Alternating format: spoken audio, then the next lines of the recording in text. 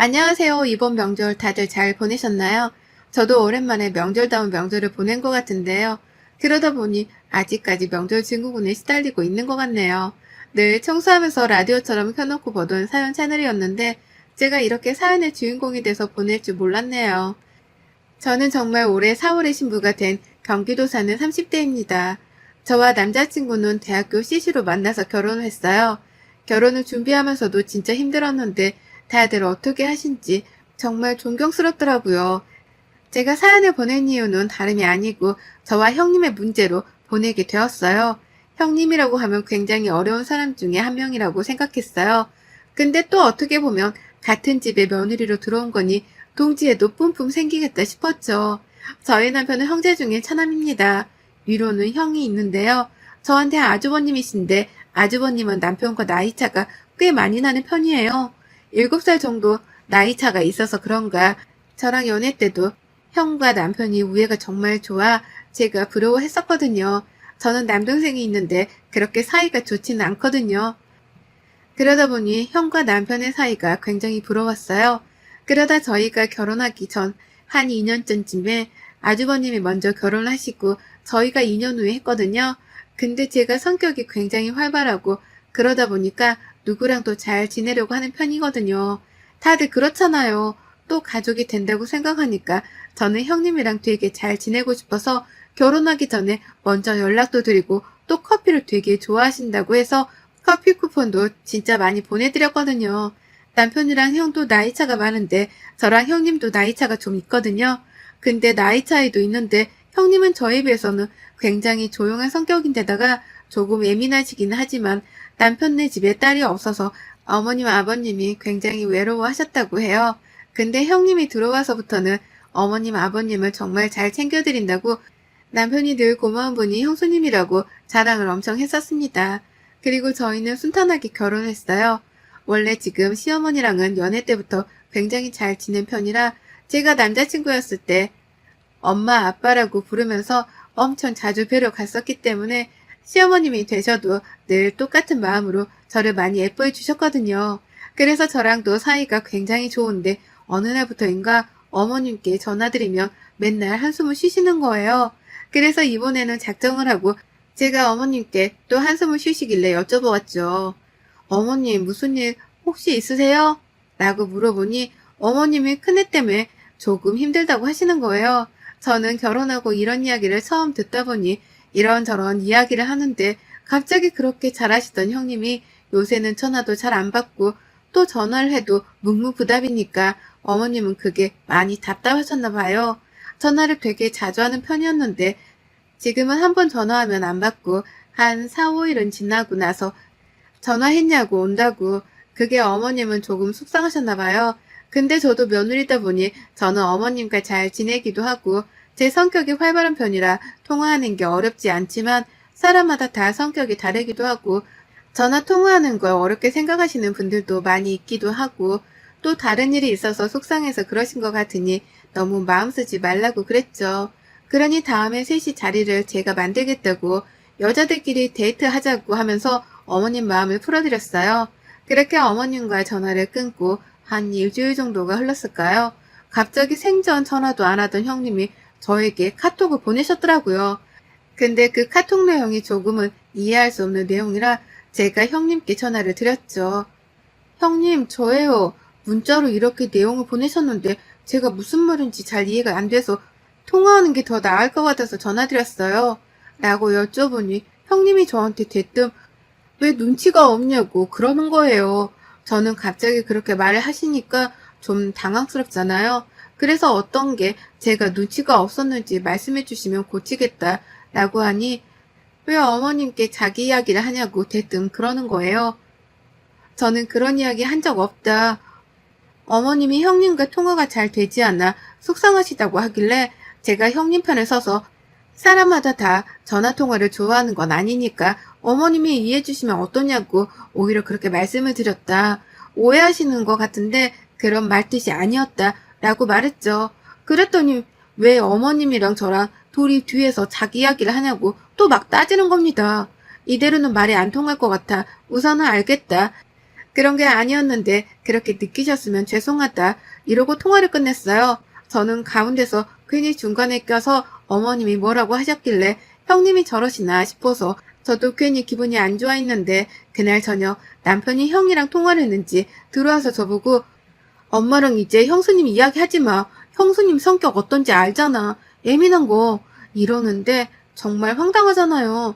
저도 좀 화가 나서 남편한테 오히려 화내면서 말했죠. 그런 적도 없고 어머님이 형님한테 속상하신 게 많아서 내가 오히려 어머님께 이해해 주시는 게 어떠냐고 그랬다. 근데 왜 형님도 나한테 전화 와서 그러느냐.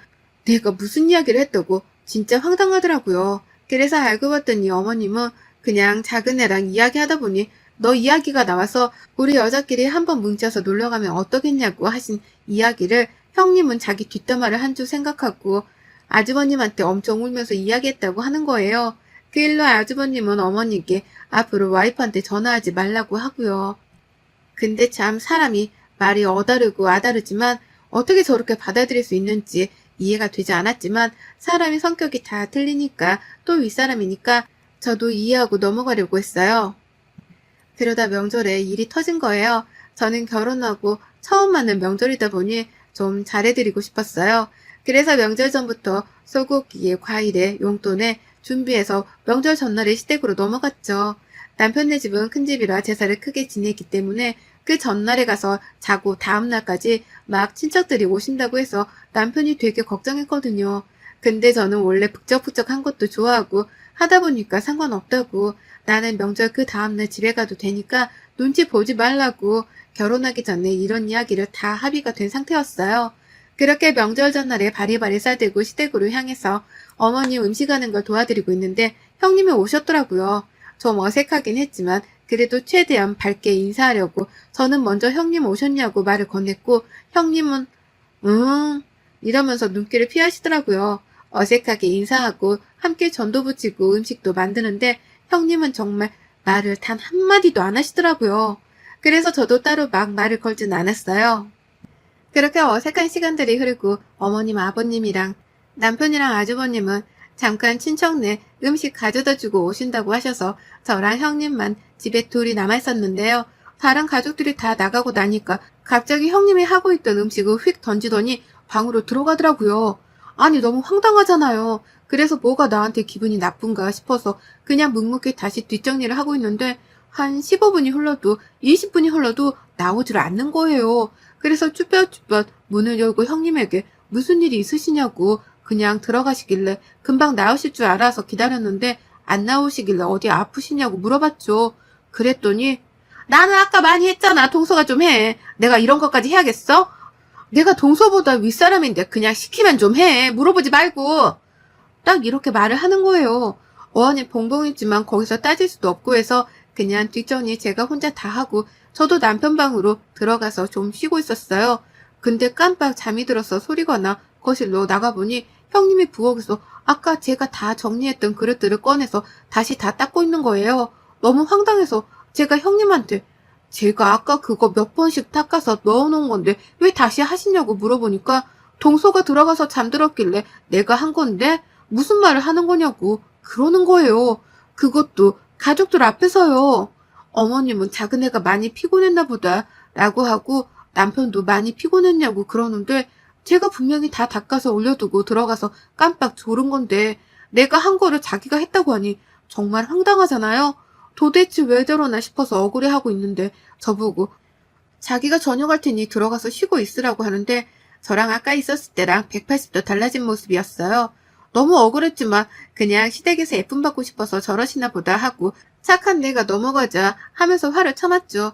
근데 그 뒤로도 가족들 앞에서는 저한테 잘해주는 척하고 자기가 다 일하는 척 하다가 가족들이 잠깐 자리라도 비우면 일하던 거 딱 멈추고 다리 꼬고 그 자리에서 핸드폰 하거나 아예 일을 안 해요. 그러다 또 어머님이나 아버님 나오시면 다시 일하는 척 하고요. 속으로 진짜 형님 만만한 분이 아니구나 생각하고 있었는데 명절만 지나면 또 자주 보는 것도 아니니까 내가 참자. 그렇게 참을 일을 3번을 그리고 있었을 때 저랑 남편이 가지고 온 소고기를 보고 갑자기 이러는 거예요. 동서 그거 고기 혹시 당근마켓에서 사온 거 아니야? 라고요. 너무 황당해서 형님 무슨 말씀이세요? 고기를 어떻게 당근마켓에서 사와요? 이거 남편이랑 저랑 백화점 가서 미리 사서 받은 거예요.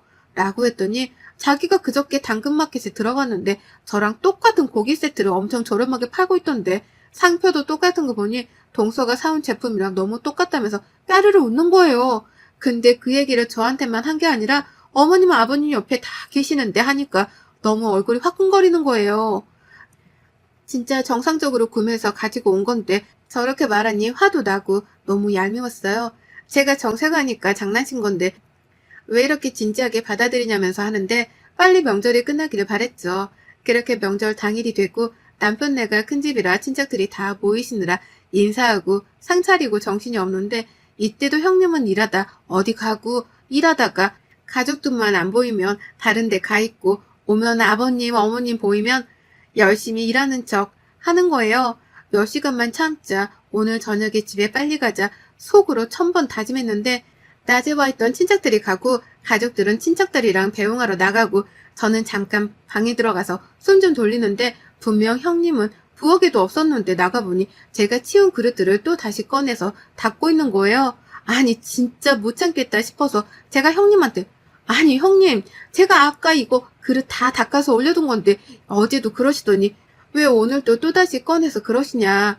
제가 분명히 몇 번 닦아서 넣어서 묻은 것도 없는데 라고 하니까 기름들이 너무 많이 묻어서 자기가 다시 하는 거래요. 근데 저도 여기서 화를 참지 못하겠어서 아니 말도 안 되는 소리를 하시는데 어제부터 어머님 아버님 계시면 일하는 척 하시다가 안 계시면 방에 들어가시고 핸드폰 하고 쉬시는 거 다 한다. 힘든 것 같아서 저도 말 안 했는데 이거 도가 좀 지나치는 것 같아 말씀드렸다 하니 정말 토씨 하나도 안 틀리고 저한테 오히려 당연히 동서가 해야 하는 거 아니야? 라는 거예요. 그래서 제가 왜 그게 당연한 거냐. 같이 시집와서 같이 해야 하는 게 맞지 않느냐 하니 자기가 윗사람이고 제가 아랫사람인데 나보다 동서가 더 일을 하는 게 맞는 거라면서 가정교육 잘못 받은 사람처럼 구는 게 짜증이 난다고 하네요. 형님 말에 너무 화가 나서 말 가려서 하라고 언성이 좀 높아지려 하는 찰나에 갑자기 형님이 눈물을 훌쩍하면서 우는 거예요. 당황해서 왜 우냐고. 그러니 뒤에 가족들이 와 있더라고요. 저는 윗사람한테 대드는 사람이 되어 있고 형님은 저한테 당하는 사람이 되어 있었어요. 어머님, 아버님은 저보고 방으로 들어오라고 하셔서 들어가서 한 소리 크게 먹었어요. 이뿐만이 아니라 시댁 친척들이 있는 곳에서 저에게 정말 아무렇지 않게 동서는 친정이 없지 않아? 더 있다가 가도 되지 뭐 이러더라고요. 저 결혼하기 전에 아빠가 지병으로 돌아가셔서 엄마랑 동생만 있는데 그걸 알고 저렇게 대놓고 말을 하더라고요. 그 말을 듣는 사람들은 저마다 저를 보고 안쓰럽다는 듯이 쳐다보는데 그 눈빛도 저는 못 견디기 싫은 거예요. 이렇게 지옥 같은 첫 명절이 지나가고 아무래도 안 될 것 같아 명절 다음날 형님한테 전화해서 둘만 보자고 했어요. 근처 카페에서 만나서 저한테 감정이 상하신 게 있냐. 그래서 이러시는 거냐 물어보니 나는 동서랑 잘 지내고 싶은데 동서가 너무 옆에서 얄밉게 행동해서 얄밉대요. 근데 제가 그렇게 하는 이유가 어머님 아버님한테 뭐라도 받아먹으려고 생각해서 그러는 것 같다는 거예요. 그 노인네들이 동서 들어오기 전에는 우리한테 다 퍼줄 것처럼 하더니 동서 들어오니까 아주 동서의 여우 같은 면에 빠져서 지금 받을 것도 못 받게 생겼는데 내가 제정신이겠어? 그러니까 좀 나대지 말지 그랬어. 저 결혼하기 전에 시댁에서 큰 아주버님한테 경기도 광명시에 아버님 명의로 사놓은 아파트가 있는데 거기가 재개발돼서 집값이 많이 올랐나 봐요. 그래서 그 집을 아주버님 앞으로 해주겠다고 하셨는데 그럼 증여세가 너무 많이 나와서 우선은 가지고 있다가 상황 봐서 돌려주신다고 하셨나 봐요. 근데 이제 제가 들어오니 둘째네도 뭐 해줘야 하는데 이런 이야기가 나오니 괜히 그 아파트 저희한테 뺏길까봐 견제하고 있었던 거더라고요. 그리고 지금까지 착한 척 했는데 제가 매번 어머님이랑 통화하니까 짜증나서 어머님 전화도 피하고 그런 거였더라고요. 결국에는 돈 때문이었다는 소리를 듣고 자리에서 벌떡 일어나 무작정 걸었어요. 그렇게 걷고 또 걸으니 이렇게 당하고만 있을 수는 없겠더라고요. 그래서 형님한테 전화해서 말했어요. 저는 시댁에서 받는 거에 대해서 관심도 없고 주시면 감사하지만 혹시 주지 않으시더라도 저는 서운하지 않다고. 당연히 남편이 장남도 아니고 차남이고 저희 남편보다 아주버님네를 더 생각하시더라도 전혀 서운하지 않다고요. 근데 제 생각은 늘 변함이 없기도 하고 또 저랑 남편은 직장이 탄탄한데 노후까지 걱정이 없는데 형님은 변변치 않은 직장이라 남의 재산을 탐하시는 것 같다고. 근데 이 이야기를 저만 알아서는 안 될 것 같다. 모든 가족들이 알아야 형님의 실체를 알지 않겠냐고 하니 그 말이 끝나자마자 그렇게 조용하고 조근조근 말했던 형님이 소리를 고래고래 지르시는데 귀청이 떨어지는 줄 알았어요. 더 이상 말이 통하지 않을 것 같아 우선 차단부터 하고 제 나름대로 이 일을 해결할 플랜을 세웠어요. 가장 먼저 아까 만났던 형님이랑은 사실 몰래 동영상으로 촬영을 해놨고요. 그렇게 디데이를 앞둔 날 형님에게 카톡을 보냈죠. 시댁으로 오시라고요. 자기도 제발이 저렸는지 시댁에 갔더니 먼저 기다리고 있더라고요. 그랬더니 정말 뻔뻔하게도 아니 동서 무슨 일이야? 동서가 가장 아랫사람인데 우리가 이렇게 기다려서 되겠어?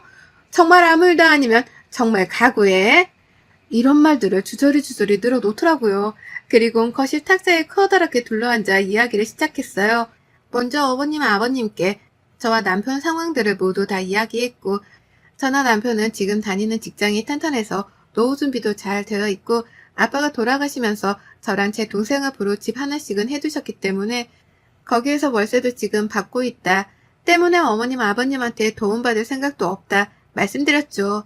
물론 당연히 주신다면야 너무 감사하게 받겠지만 주시지 않더라도 서운하지 않고 또 남편이 차남이기 때문에 당연히 장남인 아주버님이 저희보다 더 받으면 받아야 된다고 생각하는 사람이라고요. 근데도 형님은 욕심이 많은 것 같다. 정말 욕심이 없는 분이라고 생각했지만 상상 이상으로 심하시더라. 남편에게 들어보니 어렵게 자라와서 그런 건지 거지근성이 있으시더라. 그런지 생각도 저랑 너무 다르시다고 어머님 아버님의 도움을 많이 받고 싶어 하시니까 제가 감히 말씀드려보자면 저희 말고 형님네를 도와드렸으면 좋겠다 라고 했죠. 어머님 아버님은 이게 무슨 말이냐 하고 형님은 나는 모르쇠로 나가길래 TV에 형님과 저의 만남이 찍힌 영상을 틀어드렸어요. 아주버님은 많이 놀라신 것 같고 어머님이랑 아버님은 한숨만 쉬시더라고요. 남편도 많이 놀랐더라고요. 형님은 울고불고 동의 없이 찍는 건 불법 촬영이라고 신고해야겠다고 길길이 날뛰시길래 신고하셔라. 그럼 뭐 조사받고 벌금 물겠다 라고 했죠. 근데 지금까지 저에게 했던 행동들은 다 뭐였냐. 저에게 말씀하시기로 저희한테 지금 혹시라도 뭐라도 떨어질까 조마조마해서 저를 괴롭히지 않으셨냐. 사람으로서 그런 마음 먹는 게 정말 맞는 건지 잘 모르겠다 하니 형님은 막 계속 어머님 아버님을 붙잡으면서 저 영상은 다 조작된 거다. 속지 마셔라. 동서 아주 여우 같은 기집애다. 이러면서 울고불고 하시는데 보다 못해 아주버님이 데리고 나가시더라고요. 저도 죄송하다 말씀드리고 집에 와서 남편이랑 소주 한잔 했습니다. 소주 한잔 하고 있는데 아주버님이 저희 집으로 오셨더라고요. 정말 미안하다고요. 욕심이 많은 사람인 것도 알고 있었지만 우리 부모님 돈까지 저렇게 생각하는 사람인 줄 몰랐다고요.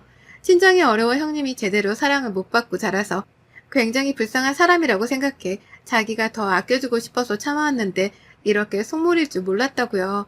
아주버님은 형님 같은 속물이랑 못 살겠다고 이혼하겠다고 선언하시더라고요.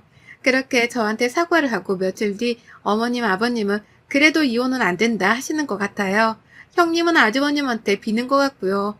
아주버님은 짐을 싸서 우선 근처 오피스텔을 얻어서 나갔다고 하시네요. 이렇게 저의 첫 명절은 다시 생각하기도 싫은 날이 될 것 같아요. 저의 이런 행동이 모두에게 상처가 되었겠지만 형님의 실체를 모르고 지나간다는 건 더 아니라는 생각이 터뜨렸네요. 여러분들도 화병 나지 않게 터뜨리고 사세요. 눈에는 눈, 이에는 이를 보여줘야 한다고 생각합니다. 그 뒤로 형님 소식을 잠깐 덧붙이자면 형님과 아주버님은 깔끔하게 이혼을 하셨어요. 우선 아주버님이 형님이 뒤에서 이런 이야기들을 하는 것들을 못 참겠다고 하시더라고요. 이외에도 형님의 카톡에 친구들에게 시댁욕을 어마어마하게 한 게 들통나서 그 욕에 정말 입에도 담을 수 없는 내용이 있었나 봐요. 그래서 아주버님이 이 내용을 보고 이혼을 결심하게 되었다고 나중에 아주버님이 말씀해 주시더라고요. 앞에서는 착한 척하고 뒤에서는 그렇게 뒷담화를 했으니 자업자득이라고 생각해요. 뿌린 대로 거둔다는 말이 딱 여기에서 오는 것 같다는 생각을 또 한 번 하게 되네요. 여러분의 생각은 댓글로 남겨주세요. 오늘도 시청해 주셔서 정말 감사합니다.